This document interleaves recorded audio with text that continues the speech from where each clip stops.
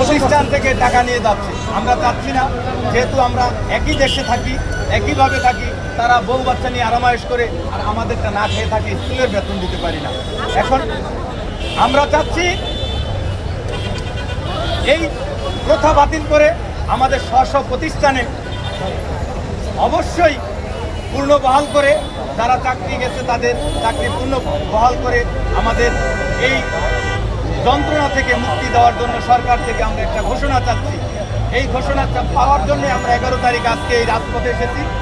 আমরা কোনো যমুনা ঘেরাওয়ার জন্য আসি নাই। সরকারকে আবারও বলতে চাই, আমরা কোনো যমুনা ঘেরার জন্য আসি নাই, সরকারকে হটানোর জন্য আসি নাই। আমরা এই সরকারকে সাধুবাদ জানিয়ে আমরা বিগত দিনেও তাদের কাছে আমাদের দাবি দেওয়া নিয়ে গেছি। তারা আমাদের আশ্বস্ত করেছিল যাতে আমরা আমাদের দাবিগুলো তারা সঠিকভাবে দেখবে।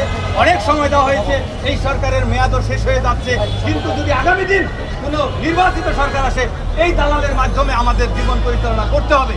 তাই আমরা চাচ্ছি এই সরকারের আমলে, এই তত্ত্বাবধায়ক সরকারের আমলে এই ফেসিবাদ দূর করে আমরা যেই সরকার প্রতিষ্ঠা করেছি, সেই সরকারের মাধ্যমে আমাদের রুটি রুটির ব্যবস্থা যাতে সুগম করা হয়, সেজন্য এই সরকারের কাছে বিনীত অনুরোধ জানিয়ে আমাদের এই 6 লক্ষ আউটসোর্সিং পরিবারের প্রাণের দাবি, তারা যেন আমাদেরকে এই দাস প্রথা থেকে মুক্তি দিয়ে আমাদের স্ব প্রতিষ্ঠা